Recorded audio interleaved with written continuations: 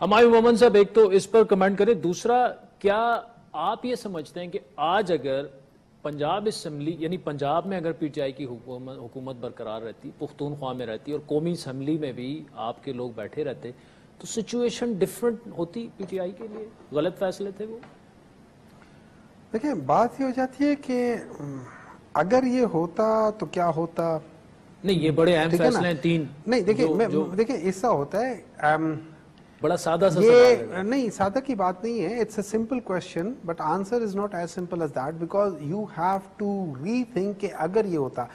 میرے لحاظ سے یہ جو سب کچھ ہوا ہے نا، it is not political decisions, it is beyond political decisions. اگر بیونڈ پولیٹیکل ڈیسیژنس ہونی ہوتی ہیں اور جب وہ ہو جاتی ہیں تو پھر اس کی ایگزیکیوشن کا کوئی نہ کوئی بہانہ ہوتا ہے، ون وے اور اندر اس نے ہونا ہوتا ہے. اب جیسے حسن صاحب نے بات کی ہے، I admire his way of thinking and with due respect I disagree with that thing.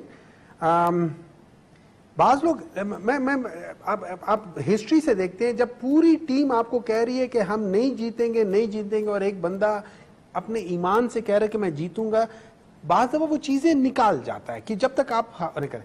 Now he understand کہ اس وقت حالات ٹینس ہے. that I understand and that he understand. he knows that. اس نے کہا بھی ہوا ہے کہ یہ لوگ یا مجھے ڈسکوالیفائی کریں گے یا مجھے وہ کرنے کی کوشش کریں گے، یہ ساری چیزیں اور جیل میں بھی ڈالیں. so he is mentally prepared for that but that doesn't mean he is worried. Now دوسری بات یہ کہ کیا اگر یہ ہٹ جائیں تو پیپلز جو لوگ ہوں گے جو ووٹرز ہیں پی ٹی آئی کے، کیا وہ پیچھے ہٹ جائیں گے؟